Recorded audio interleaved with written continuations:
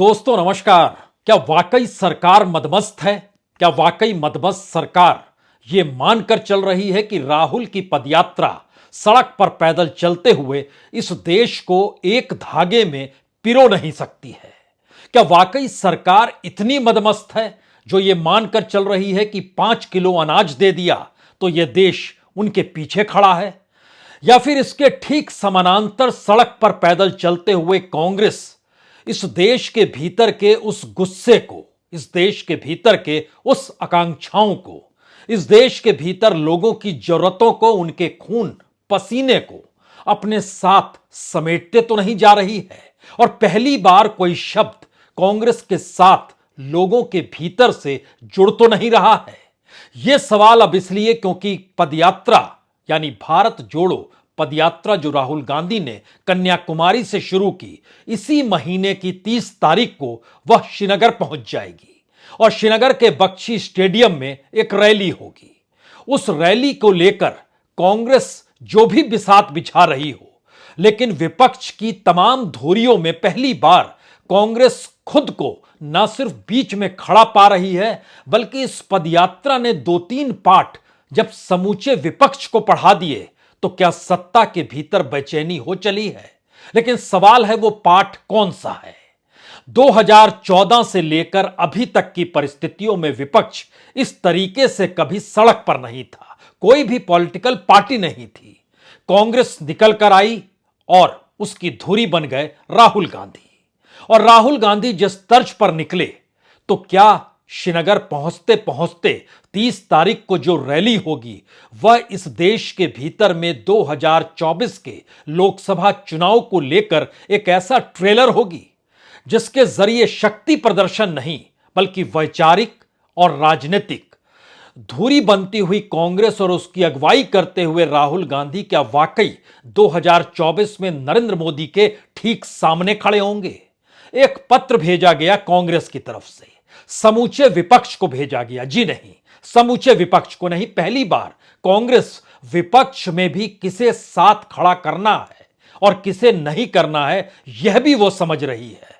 तो पहला मैसेज बहुत साफ है, क्या वाकई कांग्रेस की ऐसी स्थिति आ गई है? विपक्ष में किसे साथ नहीं लेना है और कौन बीजेपी के हक में खड़ा है, या फिर एक ऐसी राजनीतिक लकीर अलग अलग राज्यों में खींची जाए जहां पर उसे संघर्ष के बाद जीत मिल सकती है? तो ऐसे में विपक्ष की उस पार्टी को साथ ना लिया जाए जो साथ रहेगी तो मुश्किल खड़ा करेगी।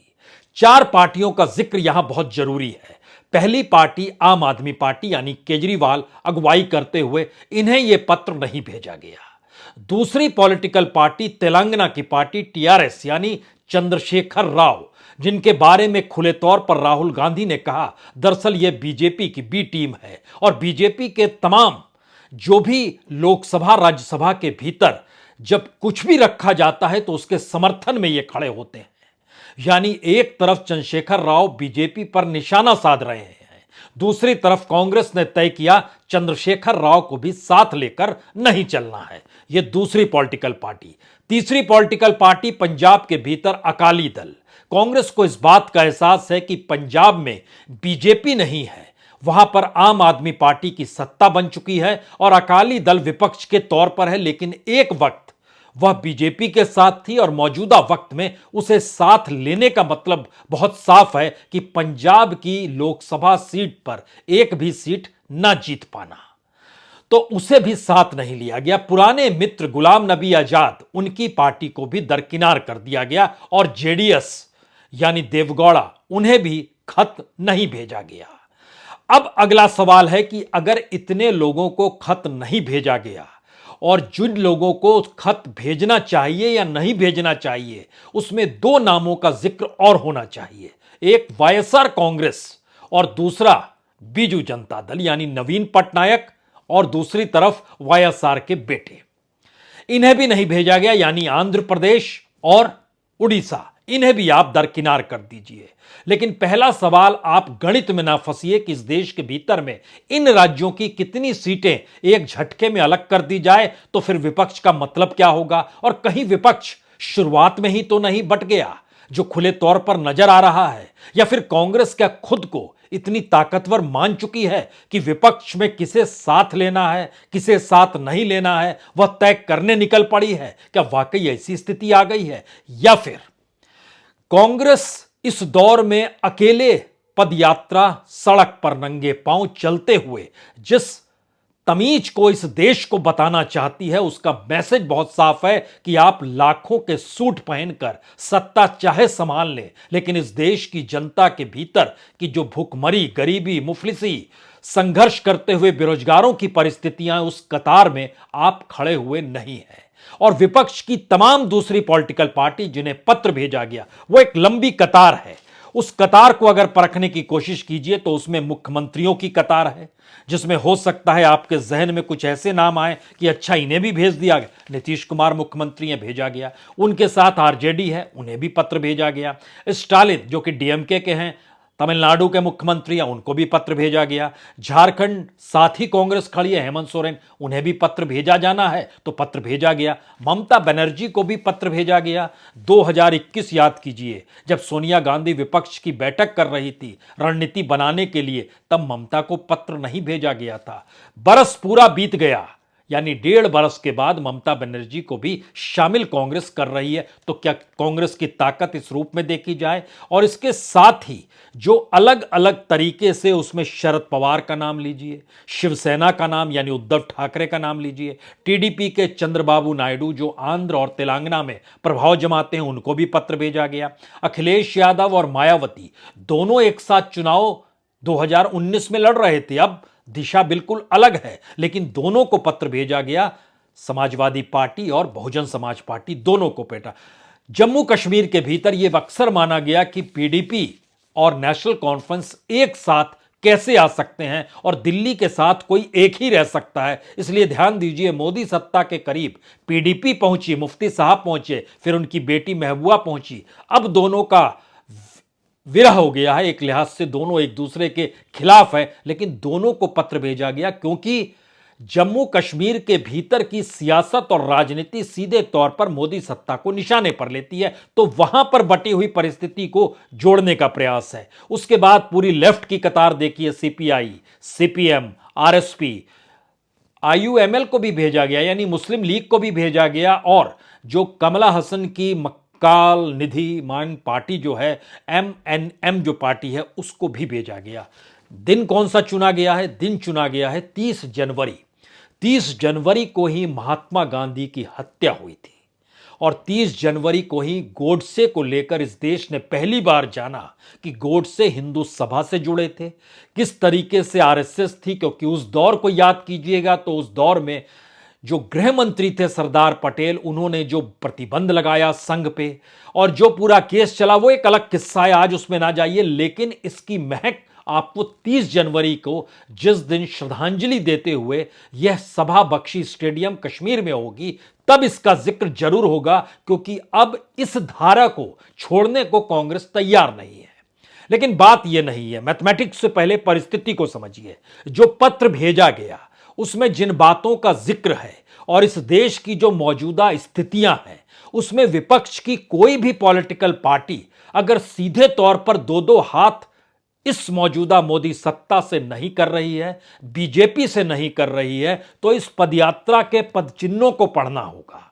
इन पदचिन्हों के भीतर जिन इलाकों में बीजेपी की सत्ता है, जहां पर बीजेपी के सांसद हैं, उनकी भी शिरकत कई जगहों पर देखने को मिली। आखिर मध्य प्रदेश का कुछ इलाका हो, महाराष्ट्र का कुछ इलाका हो, विदर्भ का कुछ इलाका हो, आंध्र प्रदेश के बॉर्डर का इलाका ही क्यों ना हो, इन जगहों पर हरकत कहीं ना कहीं किसी ना किसी रूप में नजर आई। जो बीजेपी के भीतर का सवाल था कि बीजेपी के कद्दावर नेता भी मौजूदा वक्त में सरकार की नीतियों को लेकर या मोदी सत्ता की गवर्नेंस से उठे हुए सवालों का जवाब अपनी कॉन्स्टिट्यूएंसी में नहीं दे पा रहे हैं।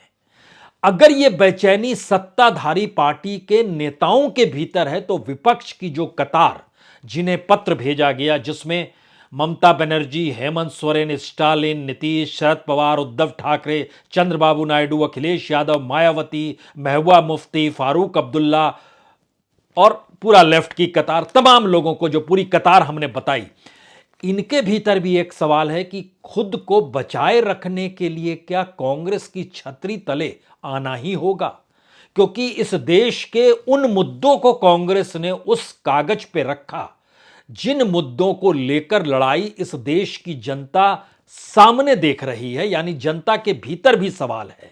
जाहिर है महंगाई का सवाल है, बेरोजगारी का सवाल है, इस देश के भीतर करप्शन का सवाल है, ब्लैक मनी का सवाल है, नोटों के गायब होने का सवाल है, इस देश की आर्थिक सामाजिक परिस्थितियों में किसान मजदूरों का सवाल है। तो ध्यान दीजिए, इस पत्र के भीतर उन तमाम मुद्दों को समेटे गए और उसके बाद संवैधानिक इंस्टीट्यूशंस को बचाना और शांति प्रिय तरीके से कैसे लड़ाई लड़नी है और जो आप शामिल इसमें हो जाइए उसको शामिल करने का न्योता विपक्ष को भेजा गया। दो तीन सवाल आपके जहन में पहले आ रहे होंगे कि दरअसल क्या वाकई विपक्ष की समूची कतार अगर 30 जनवरी को एकजुट हो जाती है तो इसका मैसेज क्या यह माना जाए कि 2024 में राहुल गांधी मोदी के खिलाफ होंगे, यानी 2024 का चुनाव किसी प्रेसिडेंशियल इलेक्शन के फॉर्मेट के तहत होने वाला है जिसमें एक तरफ राहुल गांधी हैं और दूसरी तरफ नरेंद्र मोदी हैं, क्योंकि विपक्ष छतरी तले आ चुका कांग्रेस के। पहला सवाल यह होगा। दूसरा सवाल, वह कौन सा मुद्दा है 2024 को लेकर जिसको छत्रप लड़ाई लड़े अपने अपने राज्यों में, अपनी अपनी कॉन्स्टिट्यूएंसी में।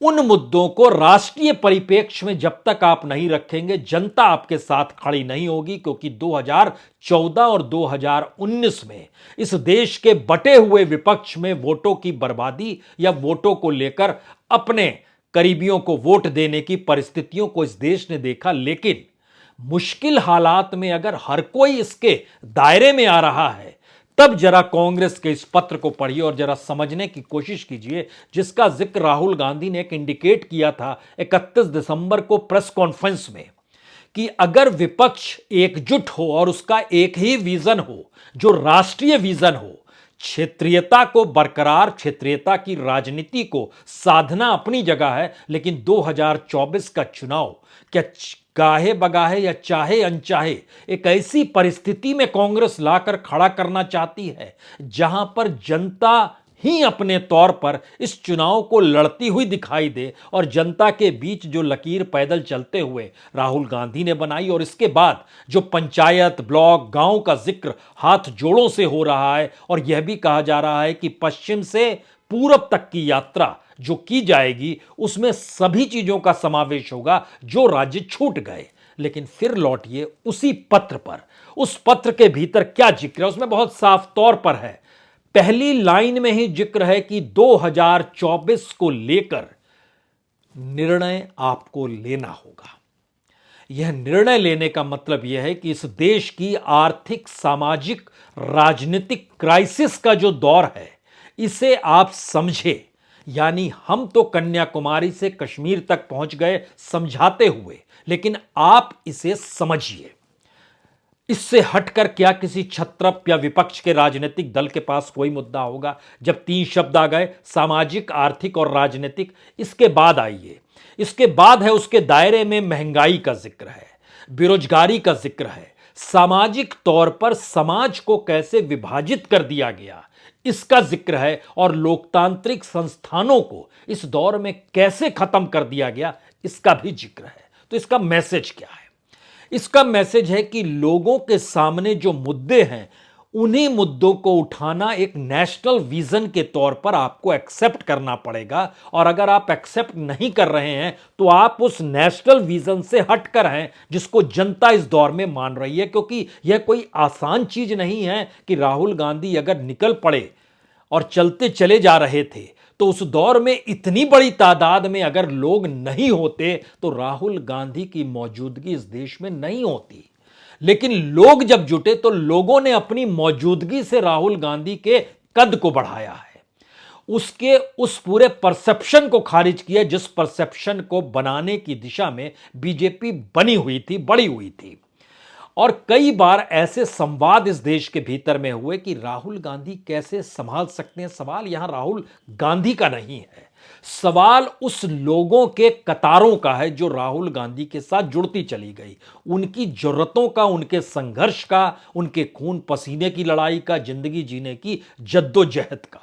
कांग्रेस उसे अपने साथ समेटना चाह रही है और लोग के सामने कोई दूसरा विकल्प नहीं है कि विपक्ष की राजनीति को साधते हुए क्या वो मान सकते हैं कि टीआरएस यानी चंद्रशेखर राव के राज्य से जब पदयात्रा गुजर रही थी तो उन्हें चूज करने दिया जाता कि कौन संघर्ष कर रहा है, तो जनता सत्ता को चुन लेती? क्या नहीं चुनती? तेलंगाना में बीजेपी भी विपक्ष की भूमिका में है, कांग्रेस भी विपक्ष की भूमिका में है, लेकिन संघर्ष राजनीतिक तौर पर लोगों से संवाद कौन बना रहा है, सरोकार किसके हैं, उन्हीं के जैसा दिखने की कोशिश, उन्हीं के जैसे रहने की कोशिश, उन्हीं की बातों को राजनीतिक तौर पर रखने की कोशिश। यानी सवाल टी शर्ट का था तो किसान क्या किस रूप में रहता है कोई नहीं जानता है क्या, मजदूरों की स्थिति इस देश में क्या है कोई नहीं जानता है क्या। यानी ध्यान दीजिए, एक पुल बन रहा है इस पूरी प्रक्रिया में जनता और कांग्रेस के साथ। तो विपक्ष के सामने ऑप्शन क्या बचेगा, क्योंकि उसके बाद पत्र में जिन बातों का जिक्र है उसमें तमाम तबकों को पकड़ा गया। युवाओं की मुश्किल, महिलाओं की मुश्किल, बुजुर्गों की मुश्किल, किसान मजदूर का जिक्र, छोटे व्यापारी का जिक्र, उद्योगपतियों का जिक्र, दलितों का जिक्र, आदिवासी का जिक्र, अल्पसंख्यकों का जिक्र, सामाजिक कार्यकर्ताओं का जिक्र, कलाकारों का जिक्र, धार्मिक रिलीजियस लीडर्स का जिक्र। यानी इस समाज के भीतर हर वो तबका जो इस दौर में किसी भी मुश्किल हालातों के बीच से जिंदगी को जी रहा है, राजनीतिक तौर पर 2024 उसका मंच बनकर राजनीतिक तौर पर तैयार है। और भारत की लोकतांत्रिक स्थिति बतलाती है कि 2024 की दिशा यही होगी। तो क्या विपक्ष को जिन्हें पत्र भेजा गया कोई नहीं आएगा? क्या वो एब्सेंट हो जाएगा या इस बात को कहेगा कि ये पूरी की पूरी पदयात्रा एक फ्रॉड पदयात्रा रही? क्या इस बात का जिक्र करने लगेगा और अपनी राजनीतिक कद को क्या इससे वो बढ़ा लेगा? जबकि दूसरी तरफ बीजेपी खड़ी है जो कि इस पूरी पदयात्रा के खिलाफ खड़ी है। तो क्या विपक्ष की कोई पॉलिटिकल पार्टी जब पदयात्रा का विरोध करेगी तो क्या वह बीजेपी के साथ खड़ी हुई नजर नहीं आएगी? और उन राज्यों में जहां जहां इनकी अपनी छत्रप राजनीति चलती है वहां पर क्या वो मुश्किल हालात में नहीं आएगी? इसीलिए संवैधानिक मूल्यों को देखते हुए जन मुद्दों को कैसे सिस्टमेटिकली डाइवर्ट किया गया, यानी बिल्कुल तरीके से कैसे डाइवर्ट किया गया और किस तरीके से यात्रा एक मजबूत आवाज बनकर उभरी। और अगर आप इसमें शामिल होंगे तो इस मैसेज को मजबूत करेंगे। पत्र का यह मजमून बहुत साफ तौर पर बतलाता है कि कांग्रेस उस सियासत को अब साधने की दिशा में निकल पड़ी है जहां उसे समझ में आ गया है 2024 नहीं तो आने वाले वक्त में बहुत मुश्किल। और 2024 की बिसात में अगर लोगों की भावनाओं का उभार उनके साथ खड़ा है तो विपक्ष में कोई भी इधर उधर नहीं देखेगा। तो क्या हम देख पा रहे हैं बख्शी स्टेडियम में हाथों में हाथ थामे हुए ममता बनर्जी को, हेमंत सोरेन को, नीतीश कुमार को, तेजस्वी यादव को, शरद पवार को, उद्धव ठाकरे, आदित्य ठाकरे, कोई एक शामिल हो रहा है उसको? क्या हम इस पूरी कतार को पढ़ पा रहे हैं? अगला सवाल किसी के जहन में ही होगा कि दरअसल आप विपक्ष को क्यों भूल जाते हैं, जहां पर जिक्र इस बात का है कि कईयों को तो नहीं भी भेजा गया, और कईयों को नहीं भेजा गया उसमें आप उड़ीसा के भीतर में 21 सीटें आती हैं, आंध्र प्रदेश में 25 सीटें आती है। आपने उड़ीसा के नवीन पटनायक को नहीं भेजा, आंध्र प्रदेश में जगन रेड्डी को नहीं पत्र भेजा आपने, तेलंगाना में 17 सीट आती है, आपने वहां पर नहीं भेजा चंद्रशेखर राव को, पंजाब की 13 सीट आती है, ना अकाली को भेजा ना आम आदमी पार्टी को भेजा, दिल्ली की 7 सीट जहां आम आदमी पार्टी की मौजूदगी आपने नहीं भेजा, और जम्मू कश्मीर की सीट। यानी ध्यान दीजिए, ये लगभग 90 के लगभग सीट जो 87-88 सीट होती है, इन 87-88 सीटों पर क्या कांग्रेस खुद मुकाबला करेगी? उड़ीसा, आंध्र प्रदेश, तेलंगाना, पंजाब, दिल्ली, जम्मू कश्मीर, या इनके साथ जो दल है वो दल के तौर पर, गठबंधन के तौर पर, यूपीए के साथी के तौर पर आप देख रहे हैं? क्योंकि इसके ठीक समानांतर जिन्हें भेजा गया वह लोकसभा में 2019 में काफी सफल भी रहे। स्टालिन डीएमके, उनके पास 24 सीटें हैं। जनता दल यूनाइटेड बीजेपी के साथ मिलकर लड़ी थी, तभी 16 सीट जीत पाई थी। बीएसपी और समाजवादी पार्टी मिलकर लड़ी तो दोनों ने मिलकर 13 सीटें जीती थी। टीडीपी ने 3 ही सीटें जीती थी। तृणमूल कांग्रेस यानी 23 सीटें जीती थी। ध्यान दीजिए, तो अपने अपने छत्रपों की पहचान पाए हुए में जो सफल हैं उनके पास पत्र गया, जो सफल हैं उनके पास नहीं भी पत्र गया। नवीन पटनायक के पास नहीं गया, जगन रेड्डी के पास नहीं गया, और 3 राज्य ऐसे, केरल, तमिलनाडु और आंध्र प्रदेश, जहां बीजेपी भी एक भी सीट नहीं जीत पाई। तो राजनीतिक तौर पर विपक्ष की एकजुटता की असल इम्तिहान 30 तारीख को होना है। पहला सवाल यह है, क्या वाकई 30 तारीख को तय हो जाएगा कि 2024 में विपक्ष कैसा होगा और उसका नेता कौन सा होगा? पहला सवाल। दूसरा सवाल, जिन्हें नहीं भेजा गया पत्र, क्या वो 5-6 बड़ी पार्टियां एकजुट होकर एक नए विपक्ष के तौर पर खड़ी हो जाएंगी, जिसमें आपको ओवैसी को भी जोड़ना होगा क्या? और ये सब जुड़कर जब पैरेलल में आकर खड़ी होंगी तो ऐसे में जो जिन्हें न्योता भेजा गया है उसमें 2-3 पॉलिटिकल पार्टी की भूमिका को लेकर कुछ सवाल हर कोई करेगा, जिसमें एक बीएसपी का जिक्र जरूरी है। यहां पर मायावती क्या करेंगी? मायावती जाएंगी, नुमाइंदे को भेजेगी, बीच का रास्ता अपनाएंगी? एक कतार देखिए समझने की। मौजूदा वक्त में राजनीतिक तौर पर कोई भी सक्रिय क्यों नहीं हो पाया विपक्ष की राजनीति को करने के लिए? उसकी 2 ही वजह थी। पहला, नोटबंदी के बाद सभी के खजानों पर सत्ता ने कब्जा कर लिया, इनके हाथ में चीजें खाली हो गई। दूसरा, जो करप्शन के चार्जेज इन पर लगे हुए थे, किसी दिन भी किसी भी रूप में किसी की भी धरपकड़ हो सकती है, तो इनको घरों में कैद कर दिया गया। यही 2 सबसे बड़ी वजह रही जो विपक्ष की राजनीति ने अपने आप को सत्ता के काउंटर में खड़े होने की और खुद को खड़े करने की कोशिश नहीं की। कांग्रेस के भीतर राहुल गांधी को 5 दिनों में 50 घंटे तक पूछताछ हुई। सोनिया गांधी को 3 दिनों तक बुलाया गया। लेकिन सवाल है, उसके बावजूद भी 2-2 हाथ करते हुए अगर कांग्रेस नजर आ रही थी विपक्ष की पार्टी के तौर पर, तो विपक्ष के पास कौन सा विकल्प होगा? और राजनीतिक तौर पर सबके वोटों को आप देखिएगा तो किसी को 20 लाख वोट मिले, किसी को 50 लाख, किसी को 1 करोड़, किसी को 2 करोड़, किसी को 2.5 करोड़। इससे ज्यादा वोट कांग्रेस को छोड़कर बाकी किसी भी विपक्षी पार्टी को नहीं मिला। तो उनकी मौजूदगी क्या लोकसभा के चुनाव में बीजेपी को कहीं लाभ तो नहीं दे देती है? यह भी एक संदेश 2024 के भीतर इसलिए छुपा हुआ है क्योंकि 2 चुनाव में तो अलग अलग परिस्थितियां थी। पहला चुनाव कांग्रेस के खिलाफ वोटिंग थी, दूसरा चुनाव प्रधानमंत्री मोदी को लेकर था, और उसके अक्स तले 2024 का वोट अब उसकी रिपीटेशन है। पहला सरप्राइज मोड, दूसरा सरप्राइज मोड, तीसरा क्या? तीसरे में अगर यह है तो इस देश के भीतर के मुद्दों की तमाम फेरिस्त, तमाम समुदायों को लेकर, तमाम विचारधारा और वर्गों को लेकर जो जिक्र इस पूरे के पूरे पत्र में किया गया है, विपक्ष के लिए क्या यह गले की हड्डी है या विपक्ष के लिए एक बनता हुआ रास्ता है? असल तय 30 जनवरी को यही होना है। और 30 जनवरी की तारीख का महत्व भारत के लिए क्या है, अगर उसका जिक्र किसी ने हिम्मत दिखाई और श्रीनगर के बख्शी स्टेडियम में कर दिया तो भारत की राजनीति के भीतर उबाल आ जाएगा, क्योंकि यह एक वैचारिक लड़ाई में एक झटके में राजनीति बदलने लगेगी इस देश के भीतर की। और यह वैचारिक लड़ाई महात्मा गांधी और गोडसे को लेकर ना लकीर खींच दे, यह भी स्थिति इस देश के भीतर में हो सकता है 30 जनवरी की पॉलिटिकल रैली के बाद निकल कर आ जाए। सवाल कई है, इन सवालों का जवाब भी कई हो सकता है, लेकिन जवाब और सवाल 2024 को लेकर एक ही है। एक तरफ नरेंद्र मोदी है, बीजेपी आरएसएस नहीं है, यह तो उनकी छांव के तले है।